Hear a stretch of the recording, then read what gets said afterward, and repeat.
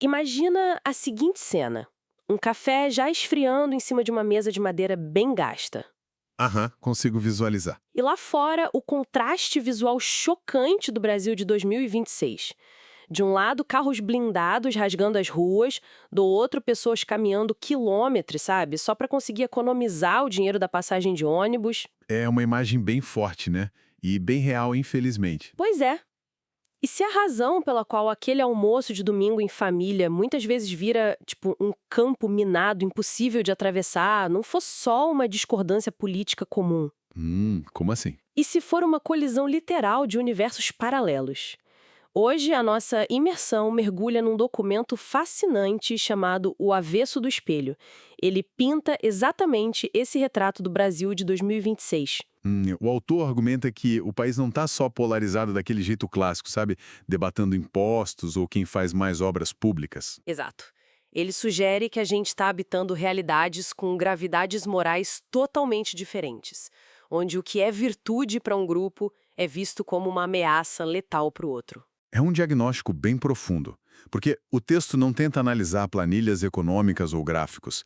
Ele mapeia como as pessoas estão enxergando o próprio significado de existir em sociedade e como essas visões estão se afastando assim numa velocidade assustadora. Mas antes de desempacotarmos isso, um aviso essencial para quem nos ouve.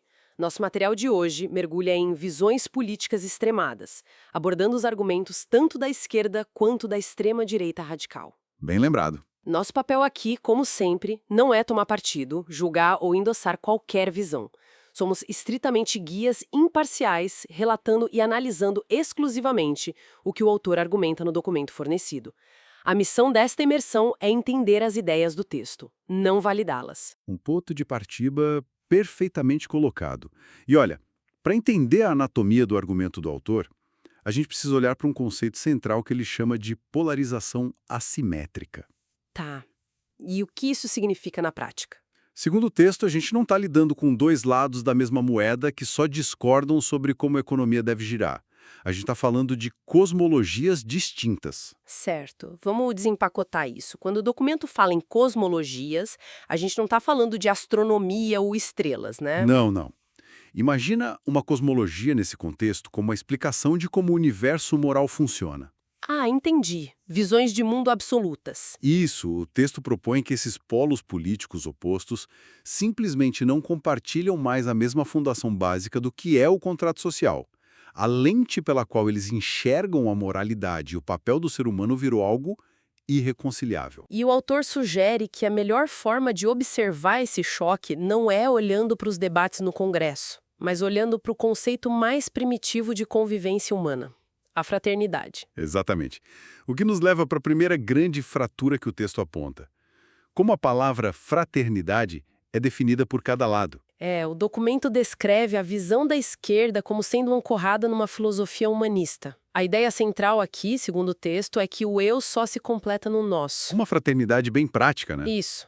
Não é só aquela doação voluntária de fim de ano. É uma engrenagem prática de sobrevivência coletiva, manifestada, por exemplo, no ato de compartilhar o pão ou garantir que quem não tem o básico seja estruturalmente protegido. E aí que o espelho vira do avesso.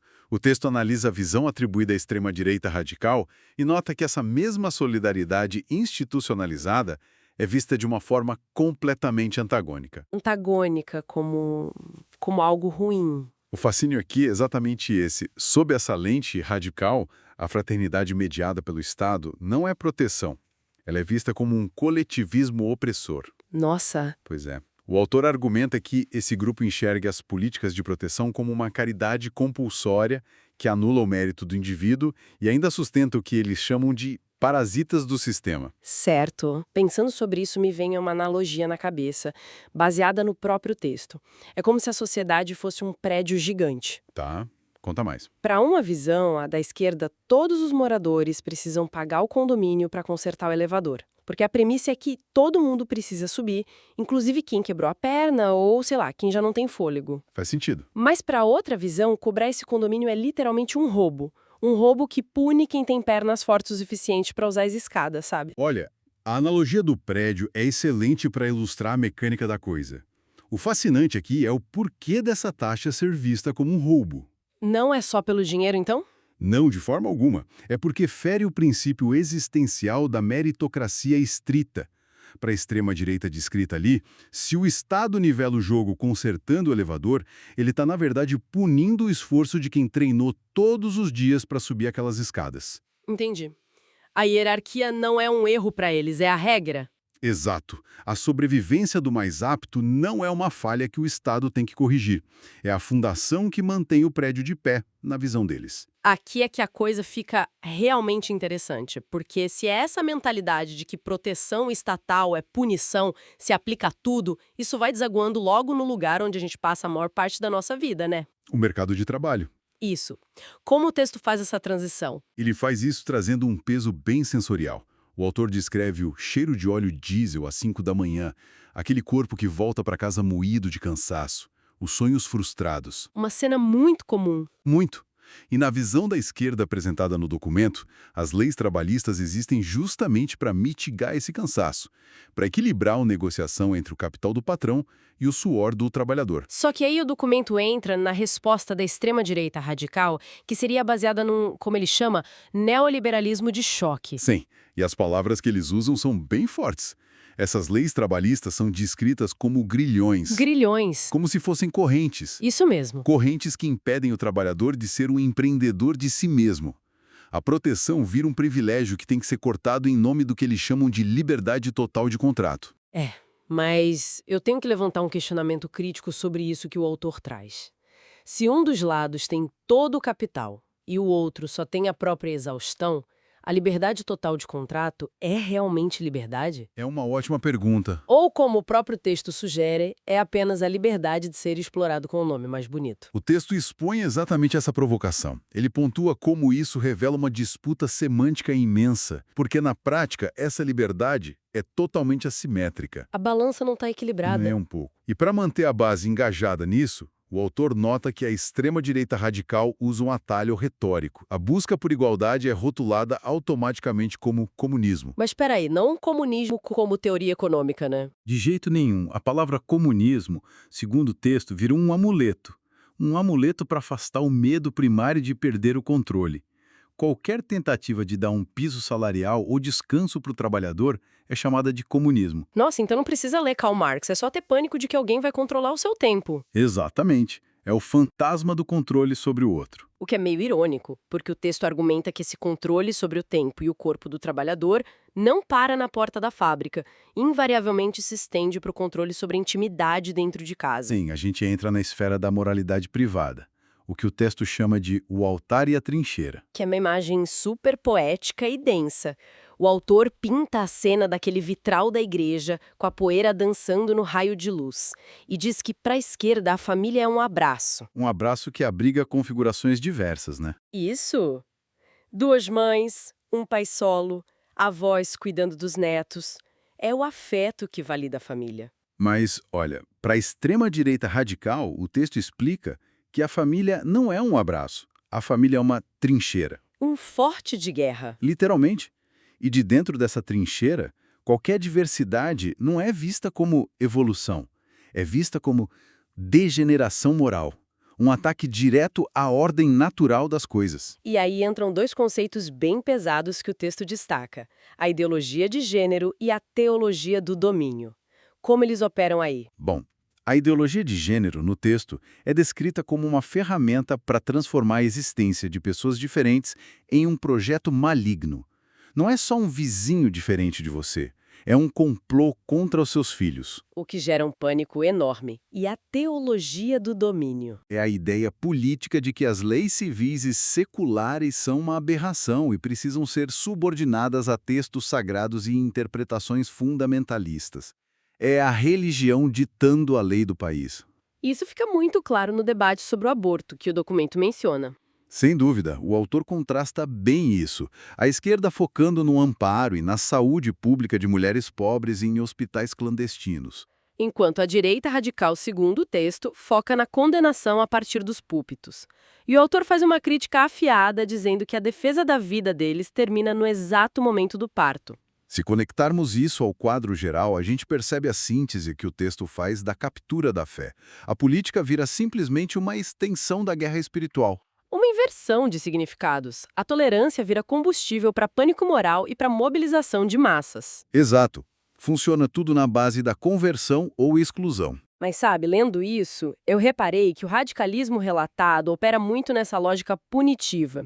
E o texto fala sobre o silêncio opressor dentro das casas das pessoas que não se encaixam, contrastando com a tentativa de criar uma cidadania polifônica, onde todo mundo possa ter voz, entende? Entendo. E esse pânico moral, essa divisão entre nós e eles que nasce na vida privada, ela acaba transbordando para as ruas. E transformar áreas inteiras em campos de batalha, tipo a segurança pública e o meio ambiente, o que nos leva ao segmento que o texto chama de o direito de respirar. Vamos pegar a segurança pública primeiro. O autor diz que a extrema-direita radical tem um fetiche pela vingança e por uma justiça sumária.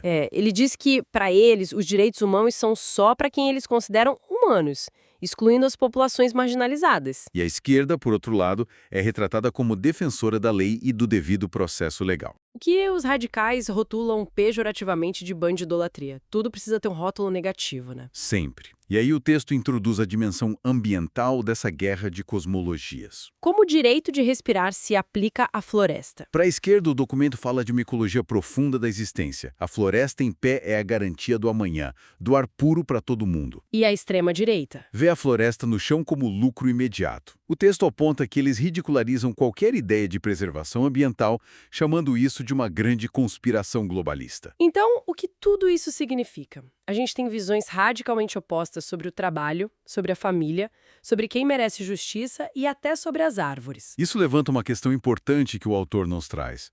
Como a democracia sobrevive a isso? Ele explica que esse radicalismo corrói a base de qualquer sociedade livre, que é a confiança mútua. Ah, a famosa bolha digital pandêmica que ele menciona. Ela mesma.